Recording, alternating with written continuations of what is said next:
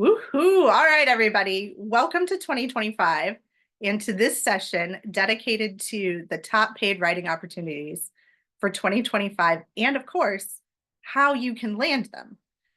So our goals for today, you're going to meet 5 freelance writing experts. I'll do a quick round of intros before we dive in.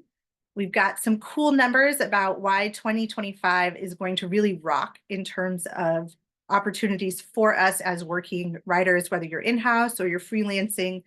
Just the business environment looks great this year. We're going to talk through the top opportunities for 2025 and where and how you can really get started. Like, where are you going to find the most traction as you're going out to get these opportunities? So joining me today on this call, my fellow panelists, I have Heather Robson from Digital Copywriter, and her focus is going to be on all the wonderful things that are happening on the web in the world of digital copywriting.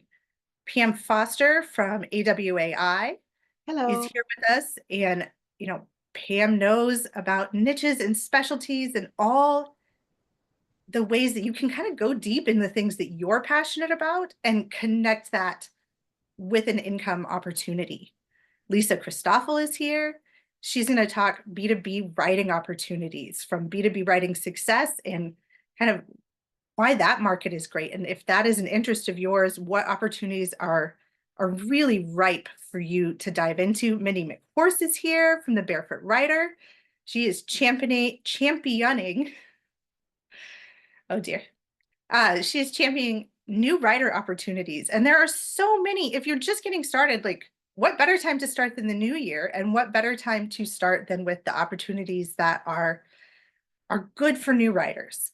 So that's who I'm here with. I'm Jen Adams, for those of you that don't know me, from the Professional Writers Alliance, and my focus is on getting clients. Like, how do you take all these wonderful skills and things that you're learning about and actually get clients so that you can put your skills to use and earn the kind of money that lets you live the comfortable, enjoyable, relaxing, fun, flexible, all the words. What makes your writer's life possible? So diving right in. Well, maybe. Okay, advancing slides. Why is 2025 set to rock? And some of it is just that the vibes are really good. And not just, ooh, the vibes are good because I'm woo-woo. Over the last year, 430,000 new businesses opened up each month in 2024. And that is up 50% from 5 years ago, which is pretty impressive because we've lived through the last couple of years some big spikes in new businesses opening. But this is a great number, and it shows that companies are feeling confident that they can make a go of it. Business confidence is at a 3-year high. So people are like, yes, I'm going to chase that new idea. I'm going to open my business. I'm going to launch something, and new businesses need writers. Established businesses need writers. But, having that confidence, because when people are confident, they spend more money. When businesses are confident, they spend more money. So I loved seeing that number. And just on the new business front, like diving into it, of new businesses, like 30% of those businesses will employ 10 or more people. So just like the number of opportunities out there is just so huge.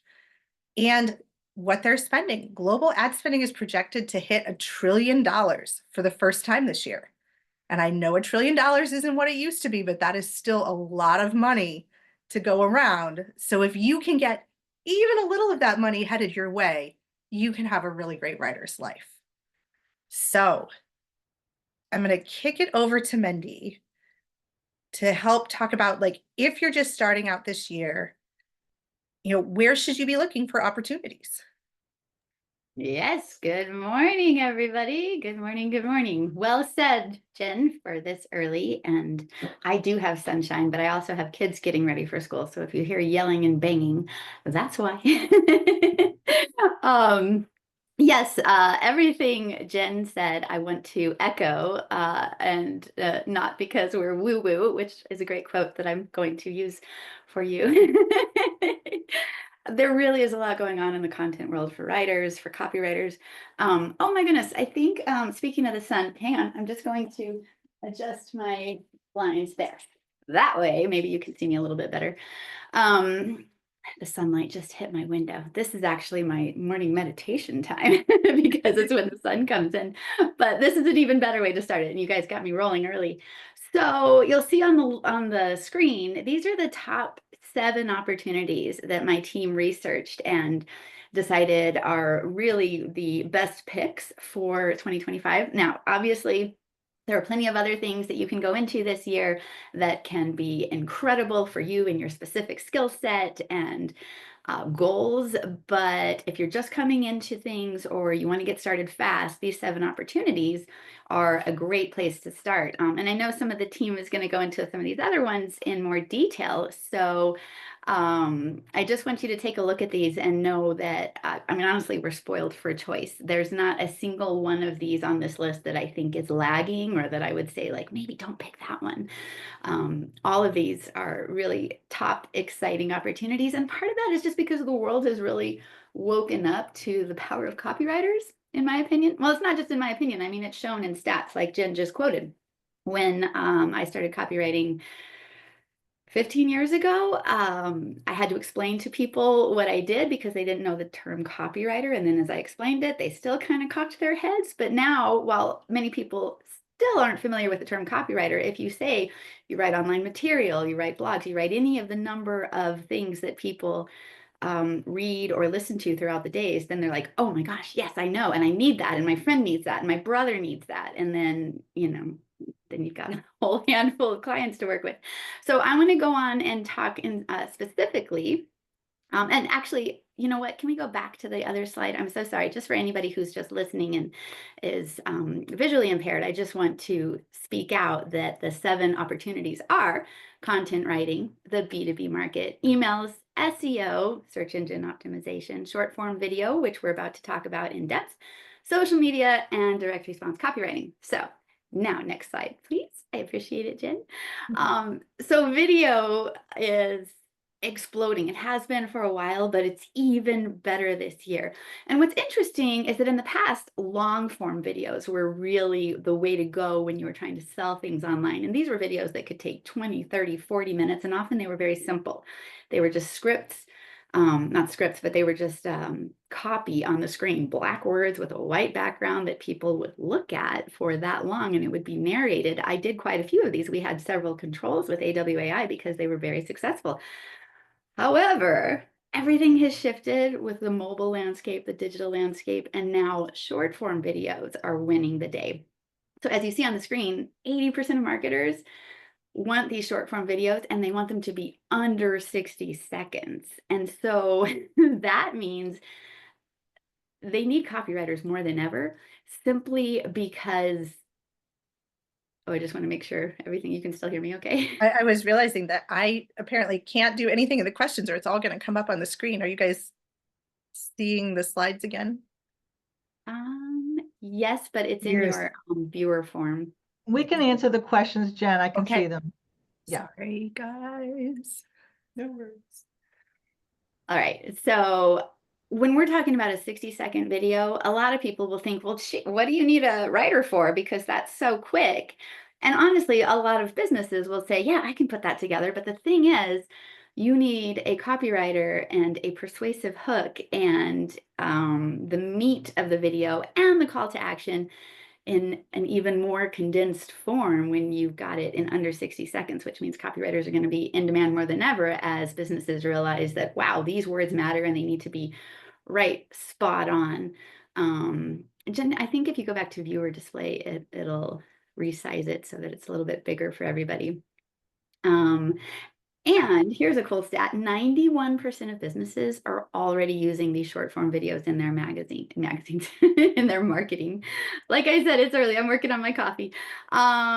Here's another interesting stat, 74% of consumers are going to choose video over text when they have the option. And if you think about it, it's because videos are normalized now. When you're sitting in the dentist's waiting room, it's it's just more common for somebody to be watching a video on their phone. More people have AirPods. More people than ever are just listening to videos out in public, ideally on a very low tone, but it is becoming a more common thing. And so people are much more likely to click on a video over reading a blog or reading the transcript to that video.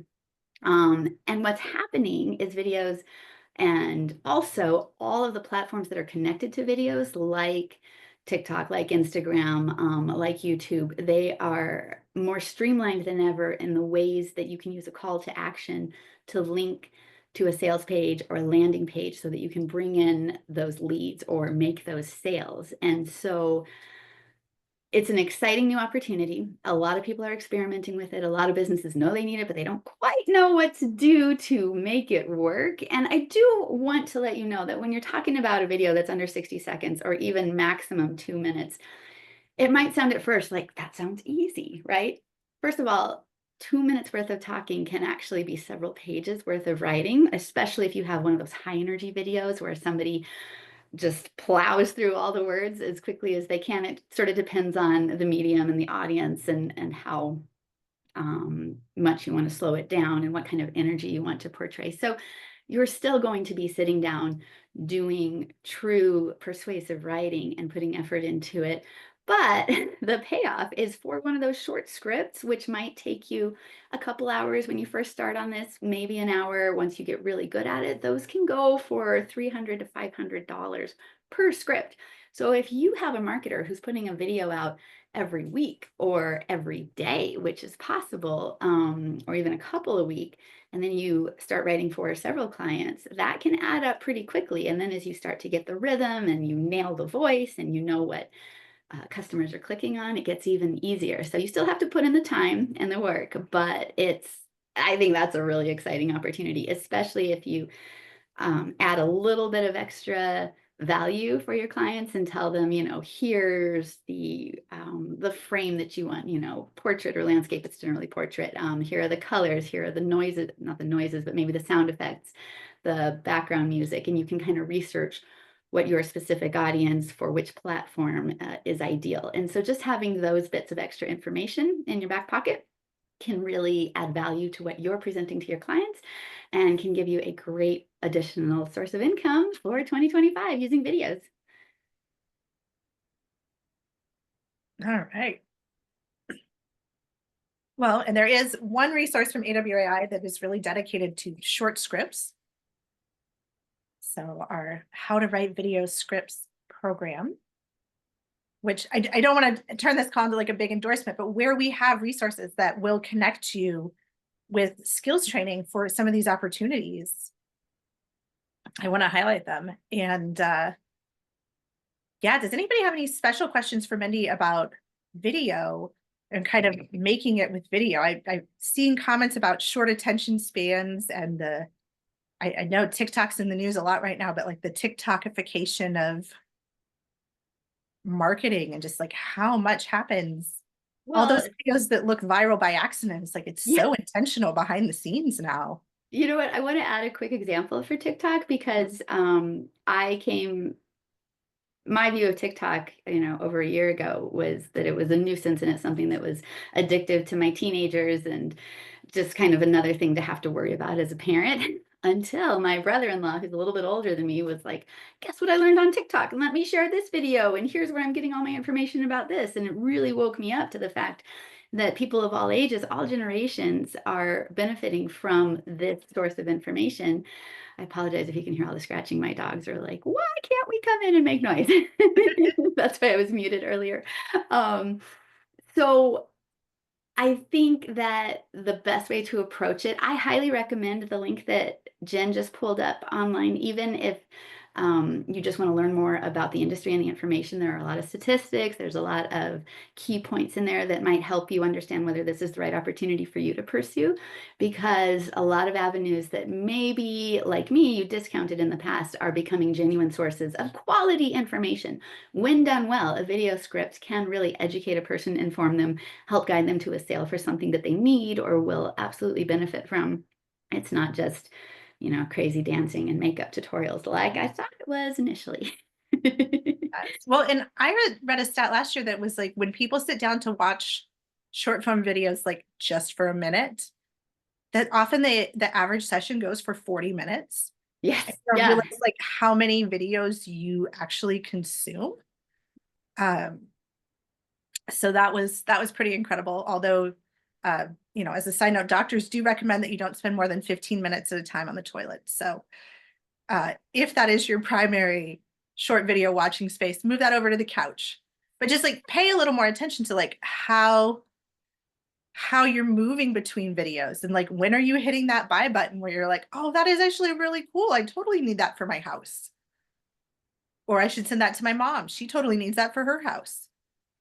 So Can I jump in with reader or listener questions for Mindy that Yes, are yes. popping up in our Q&A? So our first question for you, Mindy, is what is the most trending and or in-demand type of short form video? Is it TikTok? Are they reels? Are they advertisements? Are they unboxing videos? What are people interested in? Do you know? It's such a great question. And unfortunately, there's no really good answer for that because it depends entirely on the audience, Yeah. the product or service, and the community or customer that is most likely to buy from them. So, you know, like right now, a lot of makeup industries and self-care industries are really thriving on TikTok because they have all of these influencers and marketers and businesses who are doing quick videos that are catching the attention, the more short span attention of the younger generation, and they can flip through it a lot quicker, these tutorials and these unboxing videos. On the other hand, I just read a statistic the other day about it was mostly about women professionals and business leaders who are probably in the 30 to 50-year-old age group, and they are thriving on Instagram. For whatever, I think Instagram can have slightly longer videos. You can have a few more links, and there are a few more in-depth approaches you can take. I know a lot of actual products are doing really well, like tangible products that you would get in the mail are doing really well on Facebook. But it just means that you need to research your market. First, look if you have a particular type of client or a particular type of product or service you want to write about, start researching it. Just get on TikTok, get on Instagram, get on Facebook, get on YouTube, start looking at where your favorite marketers, assuming this is something you're interested in too, look at the most successful companies, the most successful marketers, and look at where they are showing up. Now, a lot of times you'll see that they're only showing up in one area. I'm sorry, a lot of times you'll see that they're showing up on all of these platforms, but what usually happens is they make a single video and that is their base, and then they can stream it or take different cuts of it and also show it on TikTok, also show it on Facebook if maybe they started on Instagram. But you can get an idea for where they are leading with the videos and where they're putting most of their scripts and most of their content. And then just kind of, especially if you, because we often like to write for products and services that we buy, look at where you're more likely to go. And that's usually your answer. That was a great answer. Thank you. Next question. I've seen plenty of videos that are vendor training, and they are usually over an hour. What types of videos will be required that are under a minute? Are those short form videos only going to be for advertising and direct to consumer? No, a lot of B2B companies are using their short form videos to capture the attention of other businesses so that they can get them into their sales funnel. But you have to remember, especially like with B2B, because in general, a lot of B2B services or products are more expensive. Somebody is not likely to buy just because they saw a 2-minute video on Instagram, but it catches their attention and it brings them into the funnel. And then from there, the sales funnel does the work. And so what I mean by that is that it captures their attention and maybe brings them, maybe they click on the first link they see, they go to a landing page where they give their email address, and then the email address gives them a lead gen device that tells them more about the product. Maybe it's a white paper, maybe it's a case study. Maybe they also share their phone number, and then they get a phone call from the company so that they can start talking about why this $10,000 investment is worth their time. But it starts with where people are focusing their attention. And then a great question, because I know this comes up for writers a lot in a lot of different ways, but specifically for video. Once the video script is written, is that the end of the assignment for the copywriter? Is it entirely up to the client to produce the video and determine which platforms will host the video? So how big is the copywriter's role in all the different moving parts there? the answer, like so many answers in our industry, is it can be, but it doesn't have to be. So you decide what you want to offer. And the best approach, in my experience, and from watching thousands of other writers come up over the last decade, is to be specific about what you're offering. Because then when you tell a client, I will write you a 2-minute video for a video script for Instagram, and here's my fee. I charge $500. I will get it to you by this date, and then we're done, right? Then it's specific. You don't want to say that you're writing a video script and then have them come back and say, okay, cool. Now can you format it for this platform and this platform and this platform? Because then, unless you're comfortable saying, okay, but that's going to cost you an additional this, this, and this, which, to be honest, can be uncomfortable, especially when a lot of us are starting, that launches you right into scope creep, and then you're doing a lot more work than you initially intended to do. So you have a choice. You can either be very specific about offering one video script for a specific platform. You can also offer additional services, saying, I will write this script for this platform, and then I can adapt it for these platforms and these platforms. And also, I happen to know how to shoot a video. Maybe you do have a background in video shooting. Maybe you can narrate it. Maybe you can offer them additional tips in terms of how to format the video or how to edit the video once it's already been produced.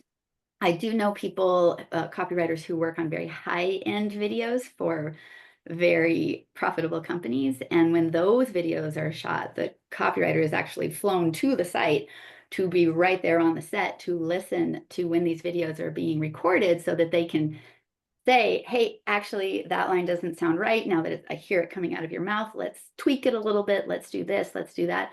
So that can be another upsell service that you offer, that you're willing to be on site when the video is recorded, so that you can make sure all the language is coming together. Because sometimes we can write something, and then when you hear, and maybe when you speak it out, it sounds great, but when the narrator who's been chosen for the script speaks it out, it's not quite right. And so it needs to be adapted. That can be another service you offer. So it's really up to you, but my best advice is to be specific from the beginning about what you offer. And if you're just now wading into this, then just offer a single script at a time for a single platform. And then you can build out from there as you see what is successful for your client and your work. All right. Well, Heather, are there more questions for Mindy? Not at this point. Thank you All for the right. questions. I appreciate it. Well, and then I think we will toss it straight over to you directly, Heather, to talk us through digital writing opportunities for 2025. All right. So one that I'm really excited about is e-commerce writing. And I will be honest, as a digital copywriter, e-commerce has always been on my radar. But if you look at a lot of e-commerce sites and you don't dig deep into them, it can feel like the copy is pretty light and maybe they don't have a lot of need for you. But this year I landed an e-commerce client, happened to be the creator of a product that I really like. So that was exciting. And boy, has that opened my eyes to how much content that e-commerce companies, direct to consumer companies need, even though sometimes it looks like they're just writing a few lines here or there. You go to a product page and it, just has like one little line. There's so much more beneath the surface that is happening. And from what I'm experiencing, 1 or 2, maybe 3 of these clients can keep you hopping busy all the time and actually pay really well too. So very excited about the e-commerce industry. As you can see there, it is a $6.3 trillion industry worldwide. It uses a lot of social media. It uses a lot of email marketing, relies on SEO, needs product pages. There is a ton going on. It is an absolute hopping industry, and it is growing because everybody's moving online if they aren't already there. Like, who's not there yet, right? Mindy already talked us through the short form video scripts, but I want to say yes, also the longer scripts are still very much in demand, whether it's for education, for explainer videos, for how-tos, for case studies. I noticed a comment over in the chat that some companies are taking long form videos and then they pull slices out of those to use for their short form marketing. So video scripts are huge, very much in demand. Be paying attention to the different kinds of videos you see, how they get distributed, what the surrounding copy is. I don't do a lot of video script writing. I do a lot of video writing for the surrounding copy, which is also pretty fun too. And then kind of a sleeper opportunity. If you like big, meaty projects that are a deep dive and a lot of fun to put together. Creating an online course is, in my opinion, kind of a hoot. It is a lot of work. It is, you really have to get organized and you have to bring a lot of ideas together. You do a lot of research. There's usually multimedia elements, but they're a ton of fun to do. They pay very well. And this is another industry that is just growing like gangbusters. It's already at 300 billion, and you can really earn a six-figure income just building a handful of courses a year. All right, next slide. The next slide was actually the resources. Oh, that are are- we already to the resources? Okay, do you want me Right. to talk a little bit about how to break into each of those things? Yes, that would be wonderful. All right, let's back up for a minute. Okay, so my favorite way to land projects is to work within my network, to talk to the people that I know, to ask for referrals, and to bring work in that way. So I mentioned, oh, and then the other part of that is as you grow your business, as you get a feel for what industry you want to focus on, Pam's going to talk to you a little bit more about that, or what project you want to focus on, what your specialty is going to be, to work to make yourself known for that. So most people know me as a UX copywriter. UX stands for user experience. I try to bring user experience principles into marketing copy so that marketing copy is working really well for my clients, but also working really well for their customers too. So with that, between the network and then everybody kind of knowing me as the UX copywriter, it's easier for people to refer work my way. So case in point, the e-commerce client that I was talking about earlier, and EG is actually on this call, so shout out to EG. She made a connection with this client, was not a good fit for her. They were looking for somebody with UX experience. She said, hey, I happen to know somebody who likes your product and who actually is a UX copywriter. So she connected with me with them. So having those conversations and being known for what you do is for all of these opportunities going to be kind of the easiest way to break into things, but it also takes time and it's a little bit unpredictable. So I do want to talk a little bit about how you can break into these things. If you don't quite know what your hat is going to be, you're not quite sure who you know in the industry. So what I recommend that you do is for e-commerce, you go to sites and you study what they're doing. You study, do they have an email newsletter? Are they sending out emails? Sign up for, Jane, I see you. UX stands for user experience. Are they signing up for emails? Are they using an email list? Sign up for that list. Are they publishing a blog? Read some of their blog posts. Follow them on social media, so you'll start to see their advertising. Do a search for them on Facebook, see what kind of advertising they're doing there, see how they're ranking. And then think about one or two things that you could do that could help them get better results. And then send an email and just say, I've been looking at what you're doing. Love these things. Make sure you're complimentary. Don't come in and say, I can't believe that you're not doing this. Everybody knows you need to do this. You want to come in and say, love these things that you're doing. Have you thought about doing this? If not, I'd love to talk to you about how it could maybe deliver a good result for you. That is a really good way to break into many, many different industries for many, many different types of projects. Goes back to what Mindy was saying, really get to know your audience, see what they're doing, what they are using, and then reach out to them with a suggestion. So one little counterintuitive tip there. It's really tempting to try and find companies that have not great marketing and to reach out to them because they need your help, right? That feels like those are the people that I should work with. The problem is if they're not spending money or they don't seem to have a good handle on how to do the types of marketing, they might not actually value what you're doing. And you might spend a lot of time trying to educate them and why what you do matters. So you actually want to look for the companies that are doing a pretty decent job with their marketing already, that are spending money on their marketing already. They are going to understand what you're offering and they're going to be ready to pay you for your services. So focus on companies that are doing a decent job. No company is doing their marketing perfectly. There's always a little gap. There's always another opportunity. There's always maybe something that they haven't tried that you could suggest. Study their pain points as much as you can. Get into groups with other marketers and listen to what they are saying. I just can't find content writers. I can't keep up with the content demand. I'm not sure how to repurpose my content. Those are all things that you can then use when you reach out to people saying, I know a lot of marketers, really do struggle with finding good content writers that can keep them on a steady schedule. Does that describe you? And if so, I do content marketing for your industry. Would you like to talk? Video scripts, it's a very similar situation. You're going to study what kind of video that they're using, and you're going to reach out to them, listen to their pain points, and say, hey, I do video script writing. I notice you use these types of videos. How is that going for you? Do you need some help with that? Would you like to talk? Course creation, a little bit different because these are big, meaty projects. You need a relationship, an established relationship with your client before you're going to dive, before they're going to take the risk with you on creating a course. So who creates courses? Coaches create courses, influencers create courses, and information companies create courses.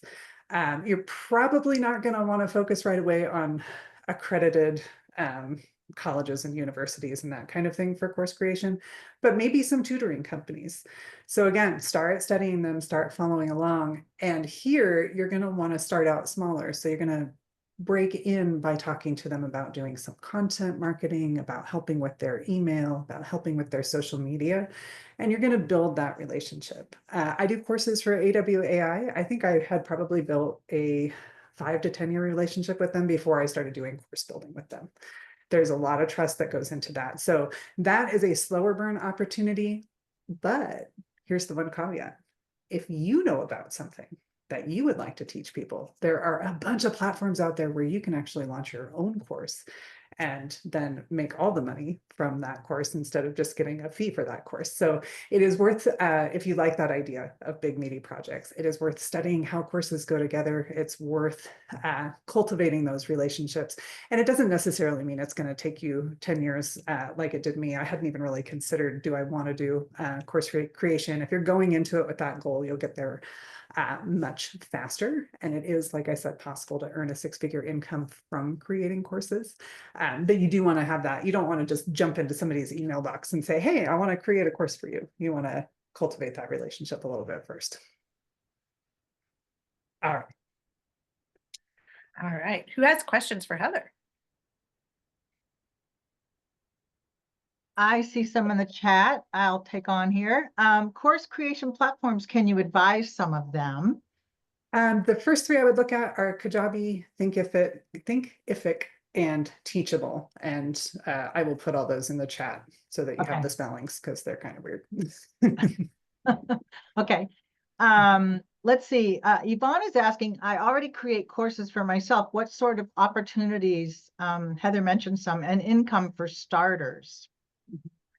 A typical course is going to pay for the creation probably somewhere between $5,000 and $15,000.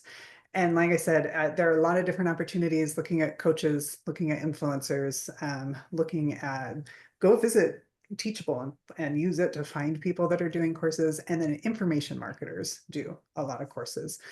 And so really signing up for their lists, looking at their free courses, EG Shares, also School and Experience-Fi are good options for where to find other course creation materials and also course creators.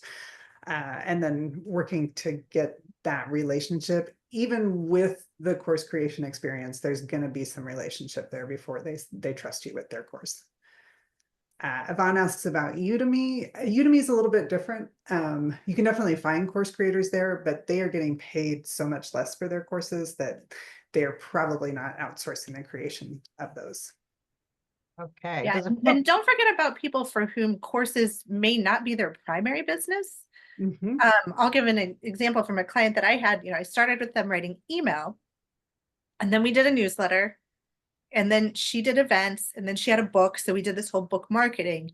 And then we took a lot of her same material and we built a course, not because she wanted the course to be a primary thing that she sold. She wanted it to be her live events and her coaching. Mm-hmm. But she wanted the course as another piece of her business that she could sell in the background all the time versus coaching your limited hours of the day. And so just as you think about the total addressable market, some of the same people you would write social media scripts for, or, your Instagram influencers, maybe they want to have a little course. Right. And most of the ones I mentioned there, actually the course isn't their main thing. Like a coach, their coaching is their main thing, but they may have a course that supports their coaching.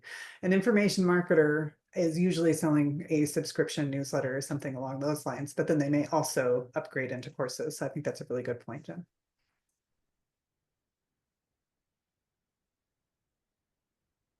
All right, Pam, do you see any other questions coming in there for me?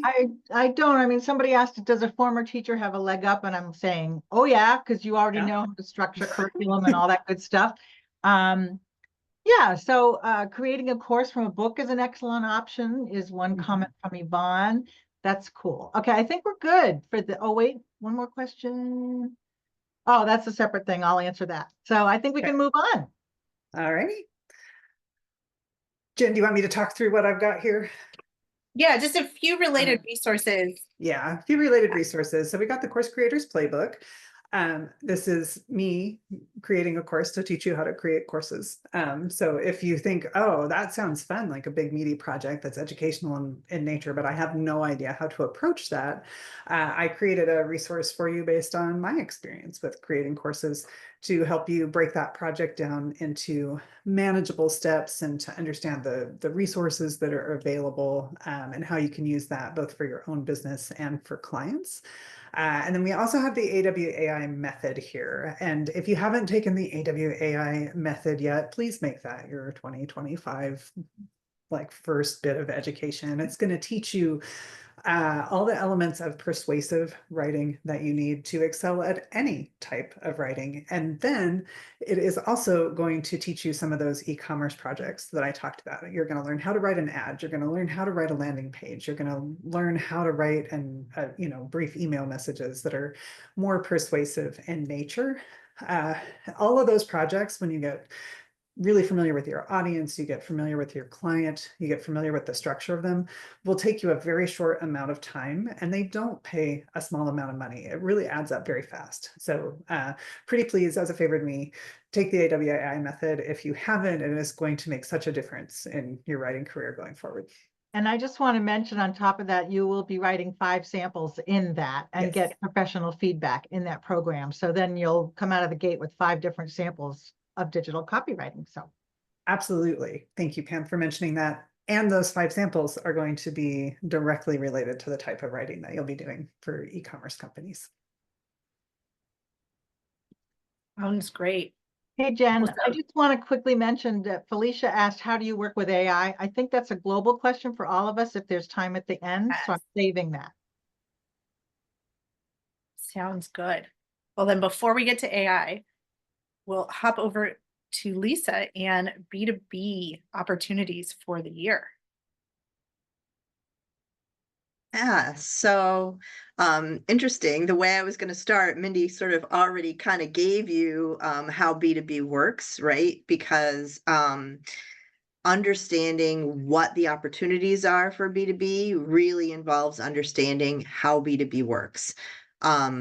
Most hey Marianne, oh my gosh, most people who are making a B2B purchase need to see between 8 and 13 pieces of copy and content. They need to have like 8 to 13 touch points before they are going to make a decision to make a B2B purchase, because you're not talking about, clicking something and putting it in your cart. You're talking about a considered purchase for the most part. So there are lots of pieces in the funnel as you bring people from consideration through, okay, yeah, I'm down to my like 2 to 3 top software platforms or industrial devices or whatever, and then they're going to narrow it down and keep narrowing it down. So when you think about B2B, the copy that's involved takes people all the way through that buyer's journey. So from a copywriting perspective for 2025, B2B emails are in here, but they're in here every single year. Like B2B companies, once they identify, so the other thing to think about is a B2B company doesn't have hundreds of millions of potential clients. They are in a niche themselves of some sort, and they have sort of almost a finite number of clients that they can sell their particular products to. So when they get those clients on their email list, they talk to them, they nurture them, they build relationships with them, and B2B email is really, really important for doing that. And then web copy. So a B2B company's storefront is usually their website. Most of them don't have a store you can walk into and look at the products, right? Their website is their storefront, so it explains everything about their products. And so web copy, product pages,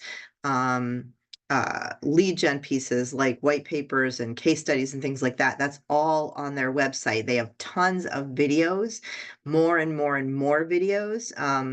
In fact, the Content Marketing Institute and Marketing Profs, they do like this every year. They do a survey of marketers, and they talk to them about, what's working for you, what they cover more than just the actual copywriting pieces, but video scripts are they've always been sort of high up. In 2024, they shot up to the top. So when you're thinking about web copy, you actually also have videos on their everything from marketing videos on a product to application videos for somebody to actually use the product, so customer retention type stuff. All of that is between web copy and content copy, right? That's all available to you.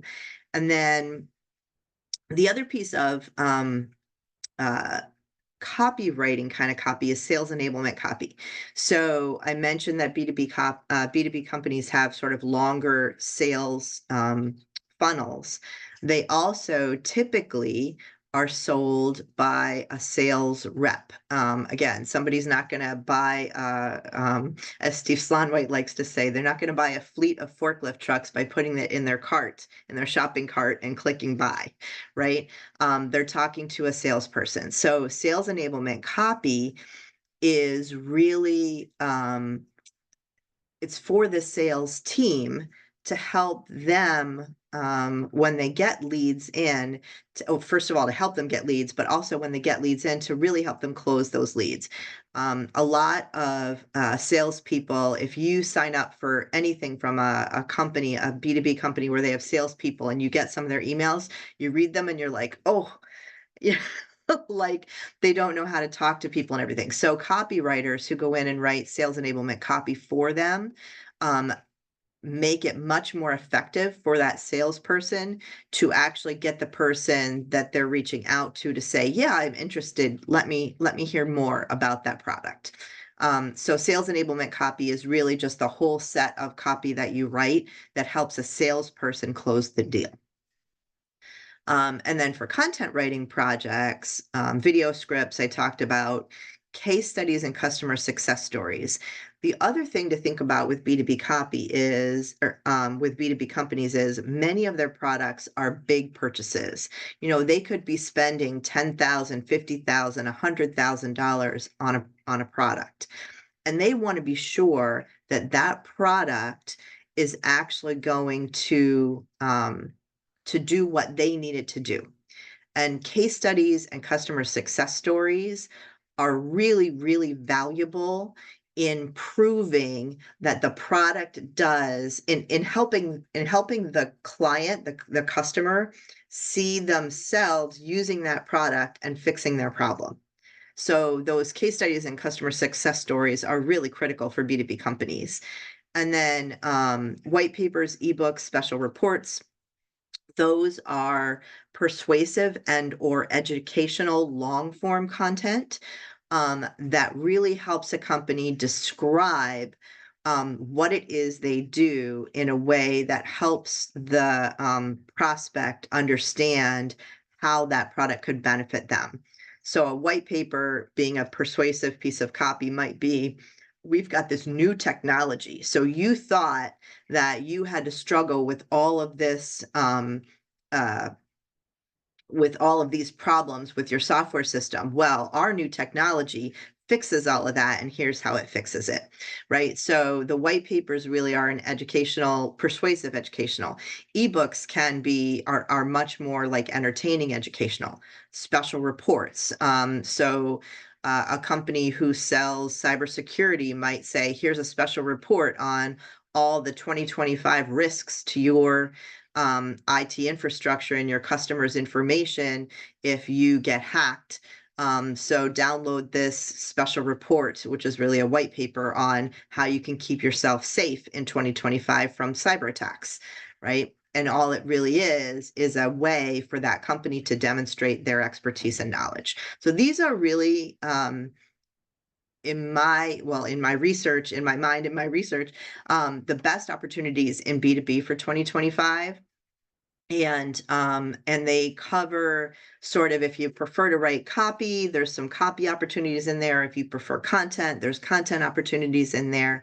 But both of them, the other thing to think about for a B2B company, and this is one thing that I actually love about writing in the B2B market, is that quite often a B2B company, when they find a copywriter they like, they want you to do anything they need, not just the content or not just the copy pieces. They want you to be able to do all of it.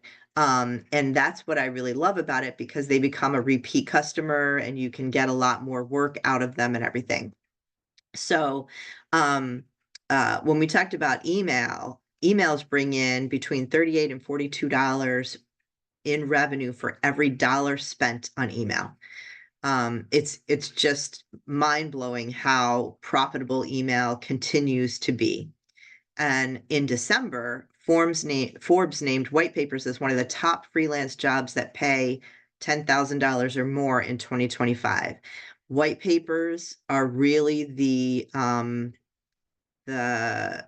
jewel in the marketing collateral that a company produces, and if they spend a ton of money on a white paper, then they're going to spend a lot of money writing emails that promote the white paper, creating the landing page, doing webinars that also direct you to the white paper, because the white paper is sort of it's such a like a reliable source of information, because it's written in a journalistic proof kind of way that it really helps prove to a client that that company's product is really going to work for them. So I just love B2B because there's so much. I think there's a lot of variety and opportunity in it. I know Pam's kind of on my side too. She does a lot of B2B, but I think there's such a ton of opportunity in that. I'm going to talk And about that in my niche presentation coming up. right. And B2B is kind of a niche, right? I mean, you can niche in B2B, but then you can also sub-niche in, industrial or all sorts of HR, all sorts of other things. But you can also just specialize in B2B. Awesome. Well, do people have specific B2B questions for Lisa to drop in? I've seen a lot of comments in the chat about people's backgrounds, and people are loving your explanations of things. Yeah, So I don't see any questions in the Q&A specific to B2B. We've been answering comments all along, so I think we're in good shape. Oh, could you give examples of white papers in various industries? Marie, I'm going to send you a link to an Inside AWAI that's very specific to white papers, and that will give you all kinds of information. I'll put that in the chat in a minute. Yeah, and you can, so I'm in the education and training space. So I've written white papers, for instance, on education methods that are more effective at delivering change in the workplace, because my client basically trained supervisors and leaders in companies in a certain way. And in doing that, they actually improved the culture at the companies where that training was delivered. So that's an example of a white paper. White papers are just new, like, so new technology, new processes, new understandings, new materials. It basically, anytime there's something new going on that could either disrupt the industry or fix a problem that the industry has been dealing with, you can use a white paper to talk about that.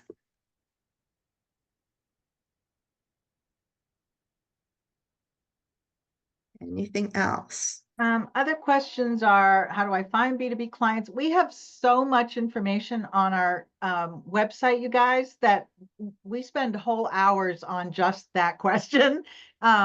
So if you go through our Inside AWAI catalog, we have over 50 different free sessions like this on very specific topics like white papers and video scripts and getting clients. There's a whole section on getting clients. So I encourage you to go over there because we'd have to spend 3 hours together right now answering that specific question. And we want to make sure you get as much information as you need on that. So definitely check out, I'll put the link to our Inside AWAIs in the chat and the Q&A, and check it out. There's so much stuff there for you. Okay. Right. And there's some more questions in the chat. If we need to move on, I can answer some of those. Here's a couple of the programs to teach you some of the skills that I talked about. And then one more thing, I know Jen is going to talk about LinkedIn. Specifically for B2B writers, LinkedIn is a gem in terms of finding clients because they tend to be, B2B companies do tend to be on LinkedIn and using LinkedIn, I think, a little more. And they are pretty responsive to your using LinkedIn as a marketing tool for yourself. Cool, cool. Well, and Pam's been teasing this whole way along. I mean, thank you, Lisa, but Pam's been teasing this whole way along about, and then in my part, and then in my part. So Pam, it's your part. Okay. So here's the deal. When I talk about niches, I'm talking about industries or markets, specific industries or markets. So you can specialize in a kind of writing, but the question is, who are you offering that writing to? And it can't really be anybody in the world or random people, because it's kind of hard to market yourself that way. You can do that. You can go down Main Street in your town and talk to local businesses and absolutely help all kinds of different companies, all kinds, from CPAs to hair salons to doggy daycares. You totally can do that. But if you have any kind of a background in an industry, or you're a super hobbyist in an industry, like let's say you love gardening and landscaping as a hobby, you're a great writer for that world because you are the customer. You understand what people who love gardening are looking for. And then if you have a background, like I'll just talk about my background for a little bit. Before AWAI, I worked in the veterinary industry for many years. I worked for a diagnostic company, and then I worked for a veterinary association and a startup that didn't quite make it. That was during the 2008 blah, when a lot of startups crashed. But I learned a lot. And so I know that industry really well. And so my side life is petcopywriter.com, and I write for clients in the pet and vet industry. But so people say, which niche is the best one? And my answer is yes.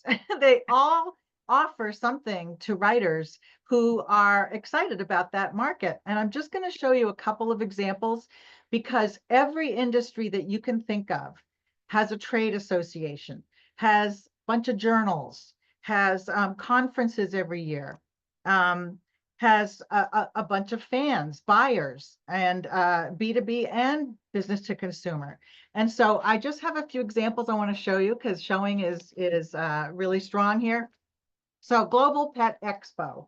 This is an annual event. I've got their book, their directory, and there are 1,100 pet businesses who are showing up at Global Pet Expo and spending $100,000 or more to showcase their products. Unbelievable amount of money being spent.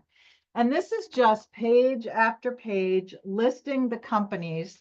Some of them do a good job of explaining what they do. So a buyer for a retail shop will actually go and check out the booth. And some of them don't write anything at all.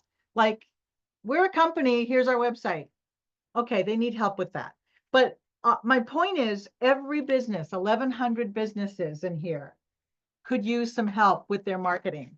And it doesn't just, it's not just in the guide. How are they going to get people to their booth? What are they going to do the rest of the year after the trade show? How are they going to stay in touch with their retail market? That's just pet, product companies. Then we have the veterinary world, today's veterinary business, which I've written for.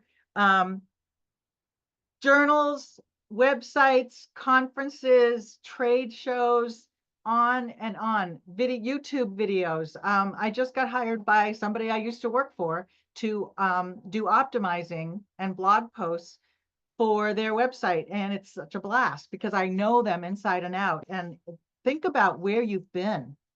Think about what you know. There is a market for your skills in that area. So, everything. And then we've got this tiny little association called Pet Sitters World. And that is specific to independent pet sitter companies, which I dabbled in for a while and realized I can make more per hour as a writer than I can in 24 hours as a pet sitter. So that's out the window for me.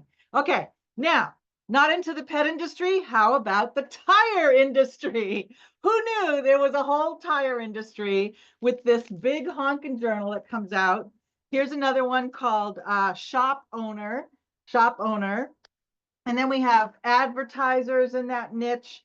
It's the idea that there is one perfect niche for you is really strong in my mind, because you have a life, you have a background, you have something you know.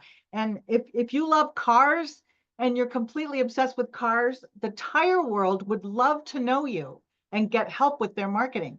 So everybody now needs to stand out in a noisy world of competition, and it's just getting noisier and noisier and noisier. I also think that a lot of efforts fall down in converting, like they'll attract leads or prospects, but they don't convert them into buyers. So as a great writer, you can help with that. And then how do they retain those customers? There's a whole back end with newsletters and how to use our products and satisfaction check-ins from customer service. Somebody has to write all of that, all of it. When I worked for the NAVC, the Veterinary Association, we put out like tons of stuff every week, emails to attract people to the conferences, blog posts, videos, on and on. One company needs, I don't know, endless stuff. So I want you to get excited about this, guys, because I obviously am. I just think there's so much power in you being the go-to writer in a certain market that you like.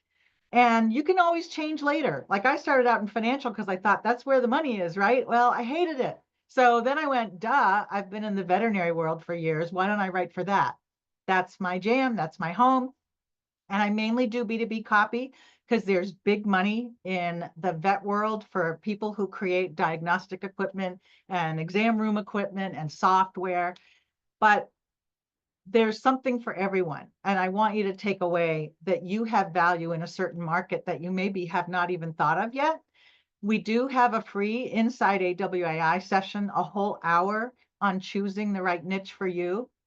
So that I want you to check out, because I cannot go into all of the nuances of that here, but just, it shows you how to find the trade associations, how to find the journals, how to find potential clients. It goes into in depth on that. So we also have a program I created called How to Choose Your Writing Niche, and that goes even more in depth. It's a whole how-to step-by-step program, not only on how to choose a niche, but how to then position yourself as the perfect ideal writer for them, and how to go after, and find clients and then connect with them. So I know we're at the top of the hour, so I wanted to keep it quick, but just please walk away knowing that you bring something to the table that clients absolutely need now. It's crazy out there. They're trying to compete with no really strong ability to write compelling, unique content and copy, and then converting those people into buyers.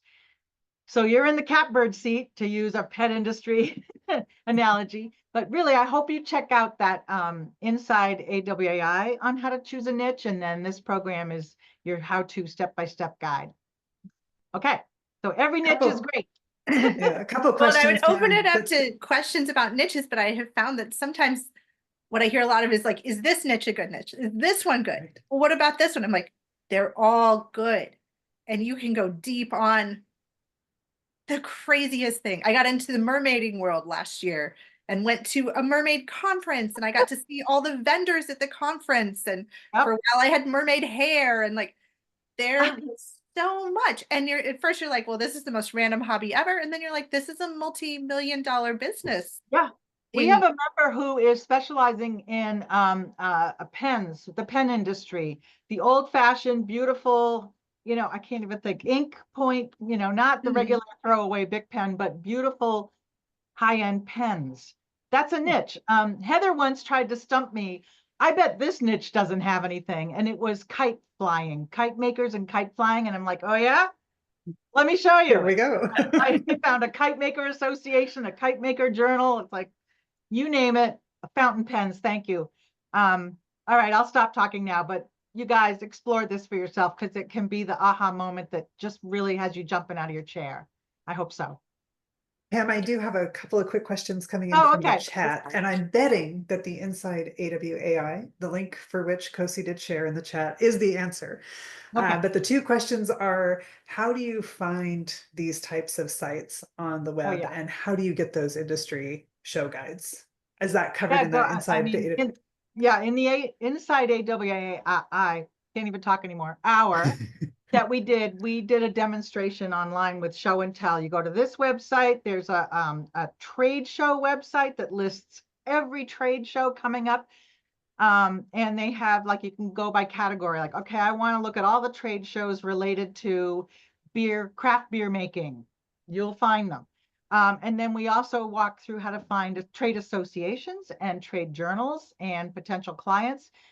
Elise Bennon recently did this amazing course for our Circle of Success members on how to use perplexity.ai to look for clients. And it's really super cool.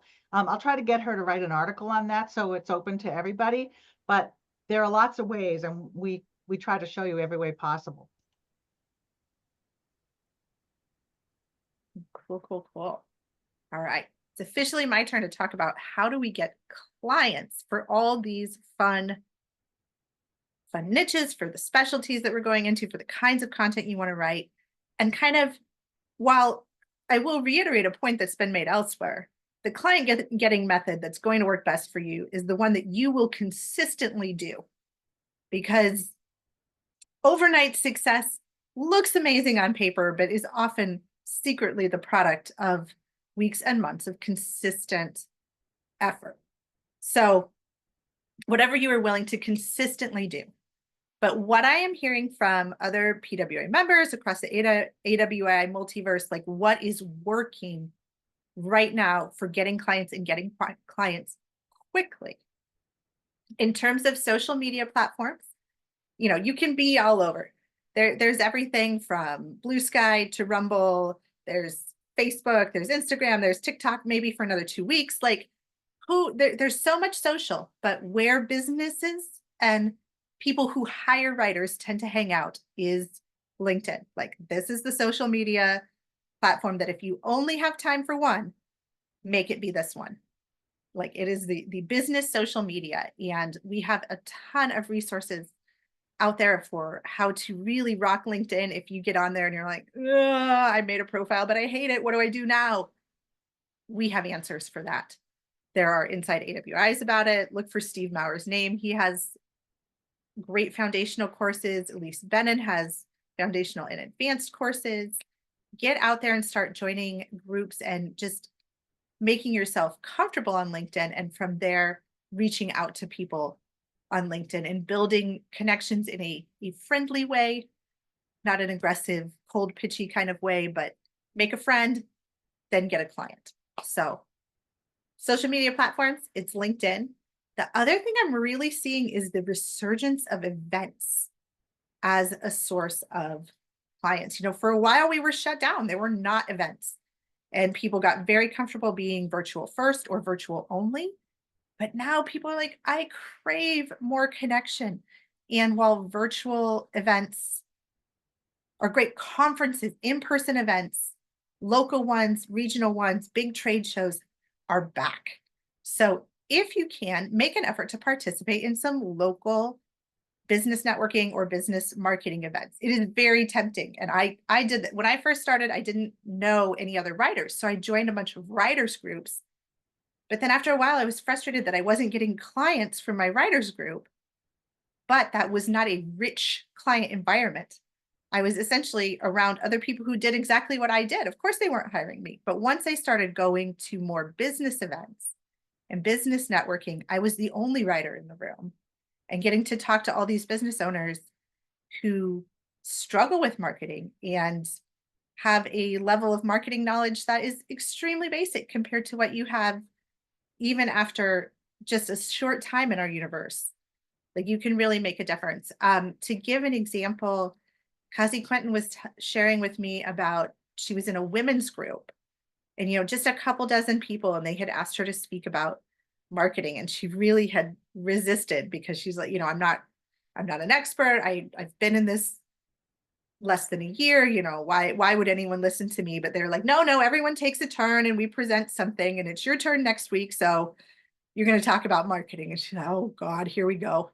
So she did a little presentation about email, and she has gotten 2 clients already out of it. One of them is now a recurring client.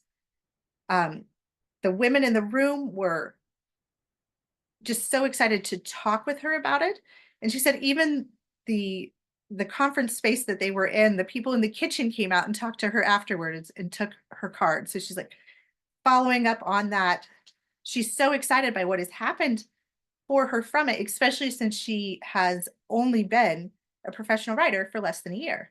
So she's like, you know, these little local events have been a way for me to really get some traction fast and start seeing success, seeing clients, getting some money for what I'm doing, like validating that this is something that you can do. And now, if you don't have a local kind of community, or you're in a situation where virtual events just are the events that work for you, this is also a great way to connect if you go about it in the right way. And if you're a PWA member, Rebecca Mays has written extensively on like how to succeed at virtual networking. And I know she's shared that in other groups and AWA articles as well. Her situation, she lives in Europe. A lot of the clients she wants to work for are in the United States. So how can she connect with them? She goes to virtual events. Often they're very niche specific. So she knows that she's talking to people in the green climate tech industry that she wants to target. And, you know, one of the neat things about virtual events, I've seen people asking, you know, how do I connect? How do I get the list of vendors? How do I get the list of people who will be there? With virtual events, often they put you into a collaborative group associated with that event. So you have everybody's connection information. You can make fast connections with speakers. You can research in advance. You can be chatty in their online community before the event and after the event. So this is being a good way to kind of create warm connections over long distances and help you reach into markets where, you know, if you live in a small community, or, you know, you can't get around in the same way, it's like you can have the whole world open to you as a potential client pool. So I've been fast and furious on that, but those are the 3 that are working right now. And if you want a few resources to kind of jumpstart you for January, I focused on our LinkedIn ones. We have a quick program that is create your own LinkedIn profile in a day. And what I like about this is that it stops the agony. I don't know about you. I agonize over my LinkedIn profile. I hate it. I don't want you to visit it. I like it. I need to tweak it. Don't look, you know, all the things. Programs like this, if I were to get serious about it and actually like finish it instead of starting and stopping, but, you know, just get it up there, get it done, get it going. You will iterate on it and improve it over time, but, you know, getting it done so that you can start reaching out to clients. And then Elise has, and I mean, perfect for January, right? Kind of this challenge program of Get Writing programs now that is a 21-day system little steps every day, like small things so that you don't overdo it. And I saw Heather nod, and last year, and Heather was like, maybe I want to take on some more clients. I think I'm out of practice reaching out, and you did this program or one very similar to it. You're like, this program, this yeah. actually works. Yep, it's one that I do just periodically to just remind myself of the different ways to approach LinkedIn.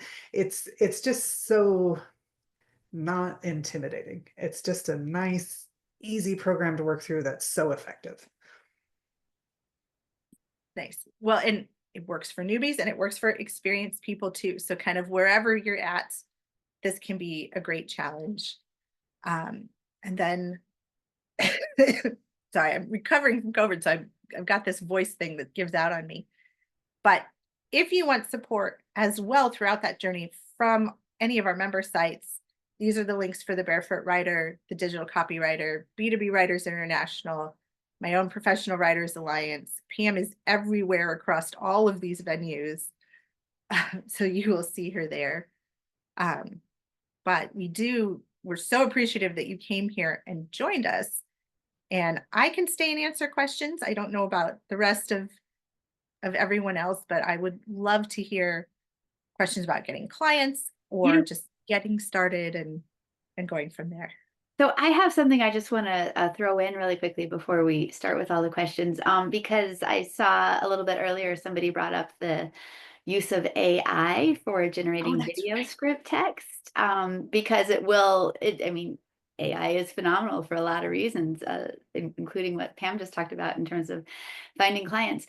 But I want to address that really quickly because particularly if you put yourself out there to write video scripts, or honestly, a lot of these projects that we've talked about before, there are many clients right now who will say, why should I hire you when I can just have AI write it for me? And if you want to be prepared with an educated response, then I really encourage you to look at this month's issue of Barefoot Writer. It's free to all of you. And I know a lot of you are already Barefoot Writer Club members.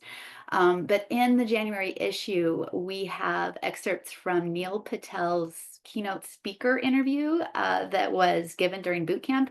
And I know not all of you went to boot camp, but all of you can read the interview through Barefoot Writer.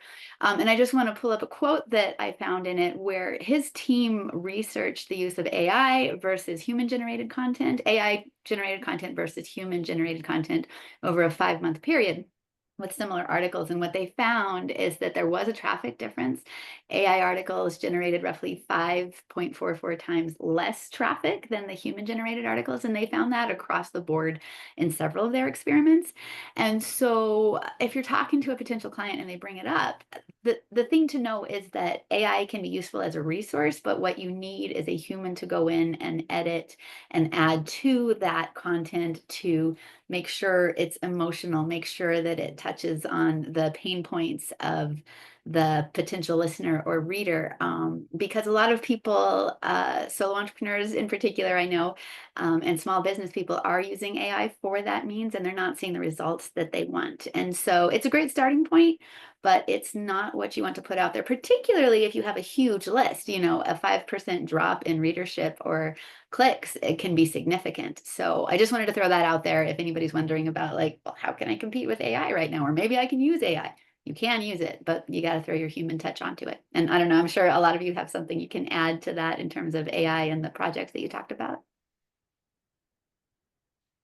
Yeah, no, I think that's such a great point because especially I was writing something, small businesses, like 98% of them are using some sort of AI enabled or AI assisted tool. And they're like, oh, it works for my calendar. It works to help me automate my payment system. Like, great, I'll just use it for my marketing. And they're like, why doesn't this work? It sounds like a machine wrote it. You're like, weird, just the strangest thing. But AI can make people faster. It can help you expand what you can get done in a day, but it doesn't replace your lived experience or like that heart and emotion and copy that makes people laugh, that makes people feel a connection. So I know I've had a conversation with the business owner where I'm like, well, if you have to use AI content, it's better than having nothing on your website. But if you want good stuff, that's different. So Yeah, one of the things I'm finding is a lot of clients, a lot of prospects, businesses, over the last 2 years leaned kind of hard into AI, and now they're kind of disappointed by what's been happening, and so they're open in a new way to talking to writers, to bringing writers in. Um, to the point where I've had experiences where people have been like, "We have enough work to bring you on full time," and I'm like, "That's not what I do. Can we try this on a retainer arrangement where I, am just available to you to do what you need to do. And here's my rate sheet. And I'll let you know when you're going too far." And they've been like, "Yeah, if we could just get a real copywriter in here to help us make our ads and our email work better, that would be so good."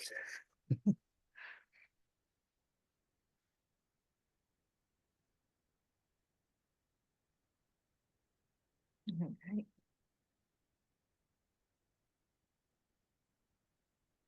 I'm scrolling back through the comments, and thank you for people who are happy to have been here. We're happy to have spent this time with you.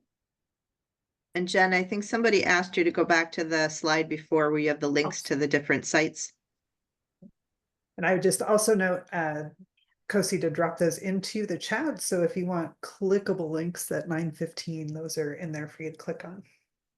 Yes, and I believe that in a couple of days, you'll be able to find the slides, the recording of our session. All of this will be on its own inside AWAI page. So for people who are asking about a replay or if they can have these slides, those will be available to you as an ongoing resource.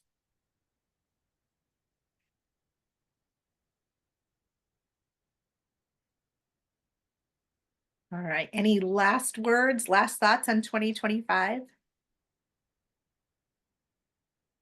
I would just say everything comes down to taking that consistent action. If you do that, you're going to be in a better spot at the end of this year than you are right now. Agreed with that. I set a word for the year, and my word this year is flow. And I think that, that basically just speaks to that consistently doing what you need to do. And grab that energy for the year and pull it with you. You can do it. I'll just add that if you get overwhelmed, just focus on one thing at a time. Somebody posted, "I'm overwhelmed. Where do I begin? This is all so exciting." I don't blame you. I get into that trap too. But if you haven't taken the AWI method yet, that is your foundation for anything you choose to do. You'll get exposure to how this works. You will try some different projects. You'll try writing them. You'll kind of get a feel for different types of projects, and you'll be like, "I really like this versus that." And then by the end, you'll have a better foundation to make a decision on what to do next, who you want to write for, and all of that. So I hope you check that out, because I think that's the way a lot of our members start. And as they're going, they're like, "Oh my gosh, I could help my cousin who owns this kind of business." And that's how they get started. The number one way our members get a client is through someone they know. They tell someone they know who says, "Oh my gosh, I need that," or "My friend needs that." So keep that in mind too.